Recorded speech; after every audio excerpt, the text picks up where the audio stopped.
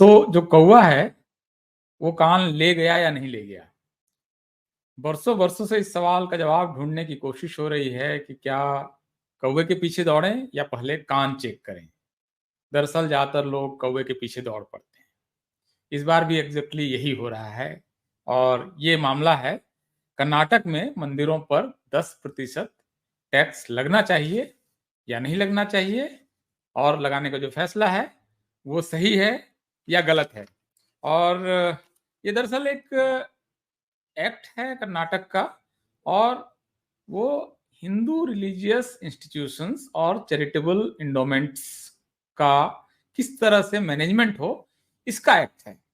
और ये एक्ट सारी व्यवस्थाएं करता है कि मंदिरों की व्यवस्थाएं किस तरह से होंगी, कैसे चलेगा, कहाँ से पैसा आएगा, किन मंदिरों से पैसा लिया जाएगा, किन मंदिरों को दिया जाएगा। ये एक सिस्टम है और काफी कर्नाटक का पुराना सिस्टम है।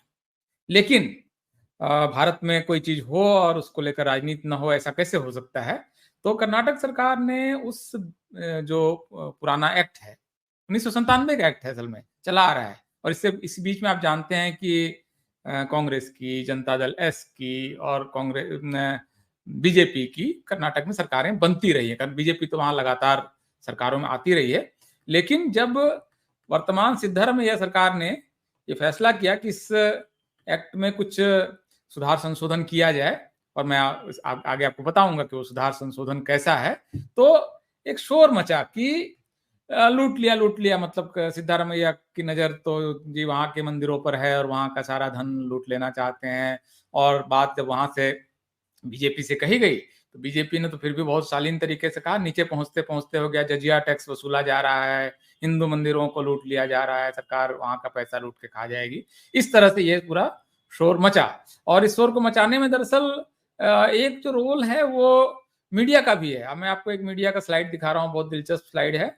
और ये आप ये भी नहीं कह सकते हैं कि ये कोई बीजेपी का चैनल है। देखिए, कर्नाटक कांग्रेस सरकार मंदिरों से वसूलेगी 10% टैक्स। क्या है इस पर आपकी प्रतिक्रिया, ये मांगी जा रही है। तो अब चैनल जो है वो इस तरह से कर रहे हैं, और इंडिया वगैरह तो जो कर रहा है वो तो बिल्कुल ही और मतलब अलग अलग तरीके से कर रहा है। तो दरअसल इस मामले में सच क्या है हकीकत, मैं आपको संक्षेप में बताता हूं और आप लोग समझ जाएंगे। सारी जानकारियां सरकारी वेबसाइट्स पर और इस सब पर मौजूद हैं। देखिए, 1997 में कर्नाटक में सरकार एक एक्ट बनाती है, एक कानून बनाती है। और वो कानून क्या है? कानून ये है कि जो मंदिर हैं कर्नाटक के, उनका मैनेजमेंट जो है वो एक्ट के तहत होगा। और ये आपका 1997 का एक्ट है, Hindu religious institution and charitable endowment act 1997। 2001 में ये जाकर लागू हो जाता है। तो आप देख रहे हैं पब्लिश्ड इन ऑन 1 जनवरी 2001। तो 2001 में ये लागू हो जाता है। ये एक्ट बहुत सारी और चीजें कहता है, लेकिन जिस पर विवाद है वो विवाद इस पर है कि जो इस एक्ट के तहत जो एक पूल बनेगा जिसमें पैसा इकट्ठा होगा, जिससे कि हिंदू मंदिरों को मदद की जाएगी, खास करके कम आमदनी वाले मंदिरों की, उनका कंस्ट्रक्शन और उनके रख रखाव और हिंदू अनाथ बच्चों का देखभाल, ये सारा कुछ किस तरह से होगा, इसको लेकर एक एक्ट बना और इसमें पूल में कैसे पैसा आएगा इसकी व्यवस्था बनाई गई। और वो व्यवस्था क्या है? व्यवस्था उसमें ये बनाई गई थी कि 1 लाख से ज्यादा आमदनी वाले कर्नाटक के जितने भी मंदिर हैं, वो 5% अपनी आमदनी का जो है वो सरकार को टैक्स के रूप में देंगे। क्या था? 1 लाख से ज्यादा आमदनी वाले जितने मंदिर हैं वो अपनी कुल आमदनी का 5% टैक्स के रूप में देंगे। ये है 1997 का ओरिजिनल एक्ट।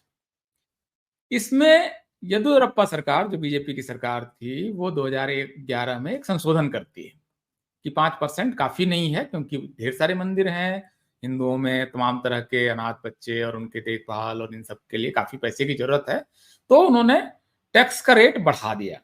और टैक्स का रेट बढ़ाकर क्या किया कि जो मंदिर 10 लाख से ज्यादा आमदनी वाले होंगे वो 5 नहीं 10% के रेट से टैक्स देंगे, और जो 1 लाख से 10 लाख तक के आमदनी वाले मंदिर हैं वो जो है वो 5% के रेट से टैक्स देंगे, तो ज़्यादातर जो बड़े मंदिर हैं वो 10% के रेट से टैक्स देने लगे। अभी ये टैक्स है, दरअसल कई बार ऐसा लगता है कि मंदिर की जो सारी आमदनी है उसका टैक्स लग जा रहा है, तो ऐसा भी नहीं है।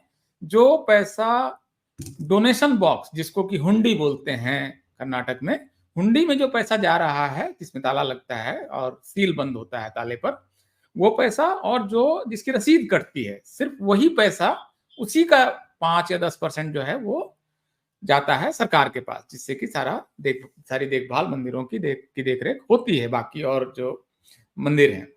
और इस तरह जो सालाना आमदनी है कर्नाटक सरकार की, बहुत बड़ी आमदनी नहीं है। सरकार के अगर टोटल बजट को देखें तो 8 करोड़ रुपए के आसपास की आमदनी इससे होती है।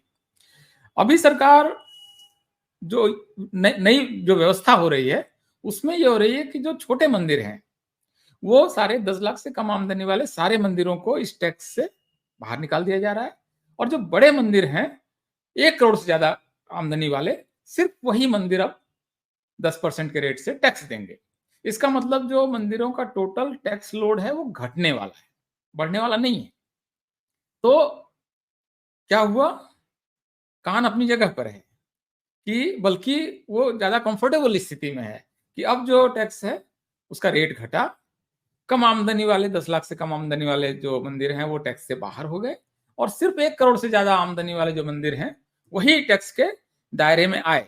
इसको आप मतलब देख सकते हैं, और इसका पर्पस इस एक्ट को लाने का जो है वो सरकार ने उसको स्पष्ट भी किया है कि व्यवस्था वो उसको जो पूल का फंड है उसको अगर वो बढ़ सकता है तो बढ़ाने की कोशिश है, और हिंदू टेम्पल आर्किटेक्चर के हिसाब से जो जो लोग जानकार हैं उसका एक आदमी को मंदिर कमेटी में लाना है, और जिला स्तर पर इन व्यवस्थाओं को स्क्रूटनी करने की व्यवस्था बनानी, ये पूरे एक्ट का पर्पस है।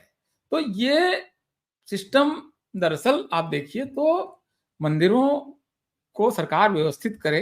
दक्षिण भारत में ज्यादातर राज्यों में व्यवस्थाएं हैं, जैसे मैं आपको तमिलनाडु का उदाहरण दे रहा हूँ। 40,000 से ज़्यादा ऐसे मंदिर हैं, हिंदू मंदिर, जिसकी देखभाल जो है सरकार का विभाग करता है। और आप जानते हैं कि भारत में सबसे व्यवस्थित, अच्छे, साफ-सुथरे, सिस्टमैटिक मंदिर जो हैं, वो तमिलनाडु के हैं।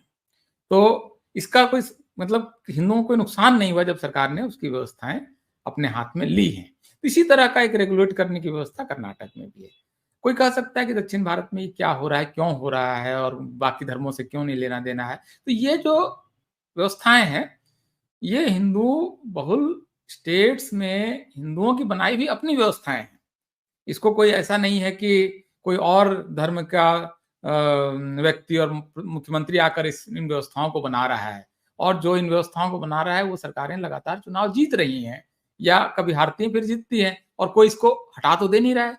तमिलनाडु का नियम किसी ने नहीं हटाया कि सरकार व्यवस्था करेगी। कर्नाटक का ये नियम कि मंदिर टैक्स देंगे, इसको किसी भी पार्टी की सरकार ने तो नहीं हटाया है। तो ये कंटिन्यूअम है। कर्नाटक का एक्चुअली अपने आप में एक सोशल जस्टिस का बहुत बड़ा इतिहास रहा है, और इस वजह से कर्नाटक में जब ये होता है तो आप इसको इसके कॉन्टेक्स्ट में भी मेरे ख्याल से समझने की ज़रूरत है। कर्नाटक भारत के उन राज्यों में या उन इलाकों में है, जहाँ पर आरक्षण की व्यवस्था भारत में सबसे पहले आई है। 1918 में वहाँ पर एक चौड़ी बहस चली, और कर्नाटक जो मैसूर स्टेट है, मैसूर स्टेट के जो महाराजा हैं, मैं आपको उनकी तस्वीर दिखाता हूँ।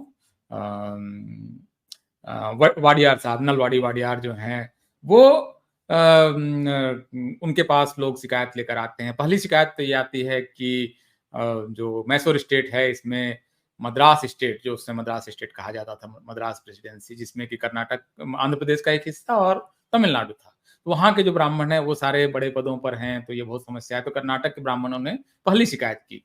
दूसरी शिकायत फिर उसके बाद जो अब्राह्मण जातियों के लोग, उन्होंने कहा कि हम तो हैं ही नहीं शासन प्रशासन में। तो काफ़ी प्रगतिशील राजा थे वाडियार साहब, उन्होंने कहा कि अब इसको हम कुछ व्यवस्था करते हैं, ये बहुत समस्या है। तो उनके दीवान थे विश्वेश्वरैया, भारत रत्न विश्वेश्वरैया, जो बड़े इंजीनियर थे।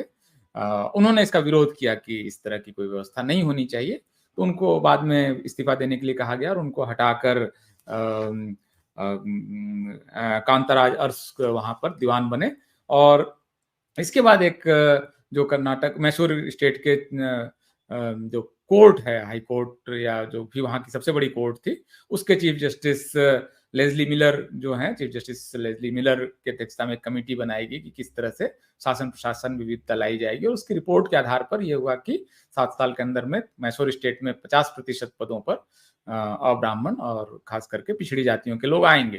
तो बहुत प्रगतिशील राज्य है, और उसमें उनका काम करने का, सोचने का अपना एक तरीका है, और उसको लेकर एक ये मतलब एक कंसेंसस भी है। कोई पार्टी आती है तो बदल नहीं देती है। ऐसे भी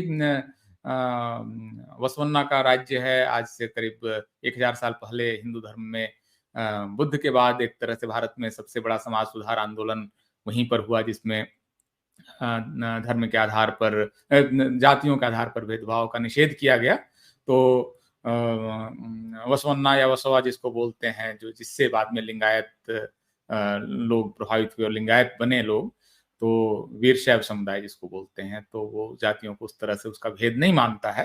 तो कर्नाटक एक तरह से सामाजिक न्याय और जस्टिस और हिंदुओं के समाज सुधार आंदोलन का एक आदि भूमि रहा है, और यहाँ ये सारी चीजें होती रही हैं। तो इस समय बीजेपी का ये कहना कि हमारा कुछ जजिया वगैरह टाइप लग गया है, ऐसा कुछ नहीं है। हिंदुओं की बनाई हुई व्यवस्था है, और आपकी अपनी भी सरकार थी और आपने भी तो इसको नहीं हटाया। तो कुल मिलाकर इस तरह साबित हुआ कि कौवा जो है वो कान नहीं ले गया, कान अपनी जगह पर है। तो कृपया कौवे के पीछे ना दौड़ें, अपना कान चेक करें। बहुत बहुत शुक्रिया, धन्यवाद।